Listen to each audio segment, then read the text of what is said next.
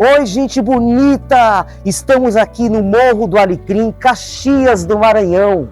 E nós vamos contar para vocês, dessas ruínas aqui, aconteceu uma das maiores guerras sangrentas do estado do Maranhão. E para falar um pouco dessa história, a gente convidou Fabrício, que está com essa parceria com Você em Foco, e vai nos explicar. Fabrício, seja bem-vindo. Obrigado. Fala pra gente o que aconteceu aqui neste lugar. Certo. Aqui na nossa cidade de Caxias, nesse espaço do Morro do Alecrim, onde ficava sediado o quartel, né, durante a Revolta da Balaiada, se desenvolveu uma das batalhas mais importantes de toda a Revolta do Maranhão. E aí vale lembrar que a Revolta da Balaiada é uma das revoltas regenciais acontecidas no Império Brasileiro, no século XIX, caracterizada como uma revolta de caráter popular. Ah, foi de caráter popular, por pessoas do campo.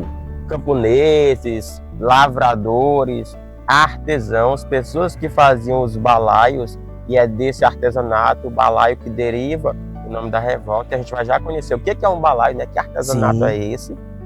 E aí nós temos também, além dessas pessoas empobrecidas, né, os escravizados também, lutando pela liberdade, um partido político, os bem-te-vis. Quem foram os bem-te-vis? Esse nome dos bem-te-vis, eles derivam de um jornal que circulava aqui do Maranhão, jornal este que fazia duras críticas ao governo maranhense. Era um jornal opositor. Era um jornal de assim, oposição, né? exatamente. Essas mesmas pessoas dos jornais compunham o partido bem-te-vi, que auxiliou, que ajudou, lutou junto aos balaios, aquelas pessoas mais empobrecidas.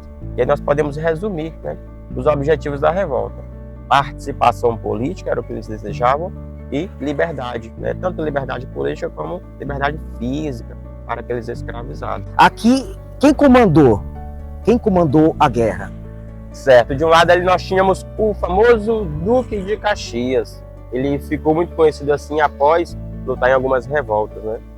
Ele comandou o exército que veio para o Maranhão derrotar, sufocar os balaios, né? A revolta ela durou 3 anos. Ela começou lá em 1838, em Nina Rodrigues, antigamente chamada Vila da Manda.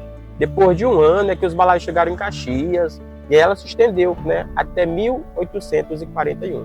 Fabrício, essas ruínas ainda são da antiguidade ou teve alterações? Certo. As ruínas aqui do quartel, né, o forte usado pelos militares, parte dela foi reconstruída.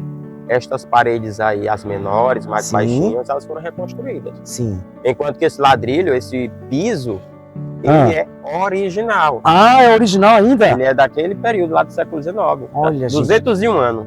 Que legal, e tá aqui intacto ainda, né? Tem 201 anos de construído, 201 anos esse quartel. Aqui, dentro desse lugar, Duque de Caxias esteve presente? É uma boa pergunta. Há algumas divergências sobre a presença do Duque de Caxias na nossa cidade, né? Alguns documentos nos atestam que ele não chegou a pisar em solo caxiense, o Duque de Caxias. Tá? Porém, ele veio para o Maranhão, governou o nosso estado e tinha 2 funções. Chefe de governo, ele era a pessoa que administrava. Hoje nós chamamos de governador, né, do Maranhão. Ele era uma pessoa dessa na época. E também chefe das armas, aquela pessoa responsável pelo exército para derrotar os balaios. Quem deu esse poder todo a Duque de Caxias? Muito bem, como a gente vivia ali no período regencial, então os regentes, essas pessoas que governavam o estado do Maranhão, governavam na verdade o Império Brasileiro, né? Os regentes, quando Dom Pedro II, sendo menor, não podia governar. Então esses regentes é que deram o poder ao Duque de Caxias. E aí vale lembrar que quando ele chegou, ele não era ainda Duque de Caxias. Não. Ele chegou aqui como Coronel Luiz Alves de Lima e Silva. Mais tarde, Duque de Caxias. Mas Caxias, o nome de Caxias não deriva do nome dele. Não, o nome da nossa cidade não. Certo? O nome da nossa cidade é o nome de uma flor portuguesa. É uma flor Uma flor portuguesa. portuguesa, amarelada. E aí dá-se esse nome para a nossa cidade, já que a nossa colonização ela é portuguesa. Os portugueses trouxeram o nome de Caxias. Fabrício, e as paredes aqui ainda teve alteração? Algumas dessas aqui elas foram alteradas, como essa aqui atrás da gente. Sim. Ela foi reconstruída para deixar viva esta memória, né? Enquanto que estas outras, aqui a da nossa direita, ela é original. Original da época. Construída com cal e barro. Olha só, isso aqui é a construção original. Cal Olha. e barro colando essas pedras. Então, aqui era o quartel onde eles sufocaram a revolta. Sim, daqui partiu o comando, né? Já que os balaios tomaram toda a cidade, aí houve focos de revolta, né? De conflitos em toda a cidade. Aniquilando todos eles. Sim, sim. Com muita força, os balaios foram reprimidos, não só em Caxias, mas em todas as cidades do Maranhão, cidades e vilas do Maranhão, onde eles se espalharam. Quem foram os balaios? Certo. Nós vamos conhecer agora quem são essas pessoas, quem são esses personagens aí, né, da nossa história, os líderes mais conhecidos. Então vamos lá? Vamos.